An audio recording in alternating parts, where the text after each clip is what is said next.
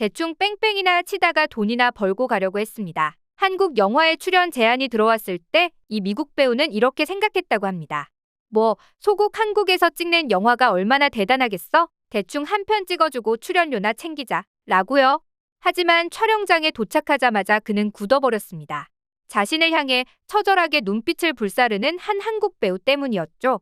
그 배우의 이름은 송강호, 그리고 그 영화의 감독은 봉준호였는데요. 이후 폴라저라는 이 배우는 한국 영화에 대해 180도 달라진 태도의 인터뷰를 남기게 됩니다. 나는 완전히 쫄아서 연기할 수밖에 없었다. 대체 이날 그에게 무슨 일이 있었던 걸까요? 2006년 전 세계를 놀라게 한 한국의 크리처 블록버스터 괴물? 이 작품엔 낯익은 얼굴이 하나 등장합니다. 서양인, 의사 가운, 능글맞은 표정. 그는 바로 미국 배우 폴라저였습니다. 폴라저는 1991년 영화 양들의 침묵에서 여주인공 클라리스 스털링에게 기분 나쁜 작업을 거는 노블 필처 박사로 분하여 능글능글한 연기를 보여준 배우인데요. 짧은 등장에도 불구하고 그 특유의 사시 눈빛과 능청스러운 연기가 마음에 들었는지 이를 눈여겨본 봉준호 감독이 그를 캐스팅한 것이었죠. 하지만 폴라저의 생각은 좀 달랐습니다. 그 당시만 해도 한국 괴물 영화, 뭐 비급 영화 정도 찍는 건가 보지 정도로 인식했던 폴라저는 캐스팅 제안이 들어오자 대수롭지 않게 받아들였습니다. 의사 역할을 맡아달라는 말을 듣고는 대충 대사 몇 줄 던지고 실험실 장면 몇 개 찍으면 끝이겠거니 한 채 그는 아무런 준비도 없이 편한 마음으로 한국행 비행기에 몸을 실었는데요. 하지만 그가 촬영장에 도착한 순간 상황은 완전히 달라졌습니다. 자신을 향해 처절한 눈빛 연기를 펼치는 배우 한 명 때문에 그 자리에 얼어붙고 마는데요. 그 배우는 바로 송강호였습니다. 수술실 장면에서 가운을 입은 폴라저를 상대로 미친 연기를 퍼붓는 송강호의 얼굴을 마주한 그는 뭔가 심상치 않음을 느끼게 되죠. 이거 보통 영화가 아니구나. 직감으로 느낀 폴라저는 등골이 서늘해졌다고 당시를 회상했습니다. 이뿐만이 아니었죠. 그가 직접 목격한 현장은 이미 봉준호 감독 특유의 디렉팅 아래 철저하게 준비된 한 편의 전쟁터처럼 돌아가고 있었고 스태프, 배우들의 집중도는 그가 경험한 어느 할리우드 영화보다도 훨씬 높았던 겁니다. 그때부터였다고 합니다. 폴라저는 마음을 고쳐먹었는데요. 여긴 진짜다. 이건 내가 생각했던 그런 수준의 영화가 아니다. 라고 말이죠. 그는 송강호와의 짧은 대면 이후 자신이 맡은 의사의 역할에 더 깊이 몰입했고 이후 봉준호 감독에게 깊은 인상을 남기게 됩니다. 이후 폴라저는 여러 인터뷰에서 괴물 촬영 현장을 이렇게 회상했는데요. 한국 영화는 내가 생각했던 것보다 훨씬 깊고 훨씬 집요하며 훨씬 진지하다. 한국에서 연기 경험을 한 그날 이후 나는 연기에 대한 태도 자체가 달라졌다. 사실 당시만 해도 한국 영화의 미국 배우 캐스팅은 거의 전무했던 시절이었습니다. 그런 시기에 단 몇 장면을 위해 굳이 미국 배우를 불러다 쓰는 것 자체가 봉준호 감독의 디테일 그리고 자신감이 엿보이는 대목이었죠. 그리고 그렇게 출연하게 된 이 배우는 한국 영화에 대한 편견을 제대로 무너뜨리고 진심 어린 존경을 보내게 되는데요.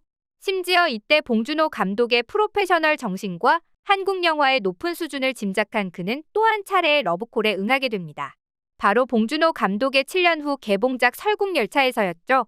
당시 그는 양갱을 만드는 미국인 의사로 등장했는데 폴라저에 대한 봉준호 감독의 신뢰를 엿볼 수 있는 인터뷰도 있는데요. 극중 이름도 폴인데 처음 시나리오 쓸 때부터 그분을 생각하며 썼다. 한 시퀀스에만 나오지만 의미 있는 역이다. 원래 꼬리칸에 있다가 끌려간 사람이라는 설정이다. 예전에 양들의 침묵, 필라델피아 같은 영화에 나왔던 분인데 사실은 그 느낌이 참 묘하다. 그 눈으로 단백질 블록을 만드는 이미지가 딱 떠올랐다. 일말의 고민도 없었다.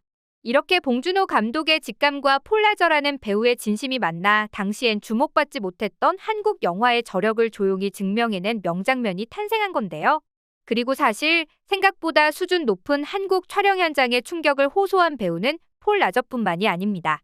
이런 사례는 최근에도 있는데요. 바로 일본 원작 기생수를 리메이크한 한국 드라마 기생수 더 그레이의 특별 출연으로 등장한 스다 마사키였죠. 과거 그는 혐한 발언으로도 유명한 인물이었기에 이번 작품에 출연을 결정했을 때 엄청난 이목이 쏠렸는데요. 그는 지난 2022년 한 방송에 출연해 한국 드라마와 일본 드라마의 차이점을 묻는 질문에 한국 배우들이 제대로 러브스토리 연기를 하는 게 대단하다고 생각했다. 30대 중반이나 된 배우들이 최선을 다해서 로맨스 연기를 하더라. 제대로 나르시시스트가 돼서 연기한다. 라고 답한 적이 있었죠. 마치 자신보다 한참 연기 경력이 많은 한국 중년 연기자들이 몸에 맞지도 않는 오글거리는 멜로 연기를 한다는 식으로 돌려깐 이 발언은 당시 한국 드라마를 즐겨보는 일본 팬들 사이에서도 큰 논란이 될 정도였는데요. 아무튼 이런 발언을 한 전적이 있는 배우를 기용했다는 사실에 당시 많은 논란이 있었는데 막상 그가 경험한 한국 촬영 현장은 너무나도 달랐습니다. 12일 넷플릭스 재팬은 공식 채널을 통해 기생수 더 그레이에 깜짝 출연한 스다 마사키의 인터뷰를 공개했는데요. 그는 해당 인터뷰에서 연상호 감독이 구축한 현장 시스템에 감동했다. CG 촬영이 많은 현장이었기에 촬영 전 애니메이션을 통해 이미지 영상을 보여주고 촬영 후 바로 합성 부분을 확인했다. 지금 유행하는 한국 드라마가 만들어지는 방법을 직접 봤다며 감탄했습니다. 자신이 과거 했던 발언과는 달리 사실 한국 콘텐츠들을 예의주시하고 있었고 이번 기회에 한국의 촬영 현장을 짧게나마 경험하고 나자 예상보다 더욱 체계가 잘 잡혀있는 현장에 감탄한 듯 했죠. 최근 봉준호 감독의 미키 17에 출연하며 한국의 영화 제작 현장의 진가를 제대로 알아버린 로버트 패틴슨도 빼놓을 수 없는데요. 봉준호 감독과 더불어 적지 않은 한국 스태프들과 함께 진행된 촬영은 흐름 자체가 기존 헐리우드 방식과는 완전히 달랐다고 합니다. 실제로 로버트 패틴슨은 한 인터뷰에서 봉 감독은 단 한 장면도 적당히 넘어가는 법이 없었다. 디테일, 세트, 리허설, 배우와의 대화까지 지금껏 경험해보지 못한 연출이었다. 라고 말하며 놀라움을 감추지 않았습니다. 그는 특히 하루에 단 한 씬만 찍는 날도 있었고 단 한 컷을 위해 스태프 전원이 수십 번 리허설을 반복하더라며 한국 제작진들의 집중력과 인내심에 진심으로 존경을 느꼈다는 말을 남기기도 했죠.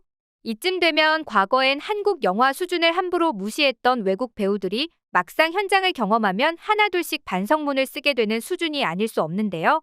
그 대표적인 사례가 얼마 전에도 있었습니다. 바로 올드보이로 전 세계를 충격에 빠뜨린 박찬욱 감독의 신작 드라마 동조자에 무려 로버트 다우니 주니어가 캐스팅된 건데요.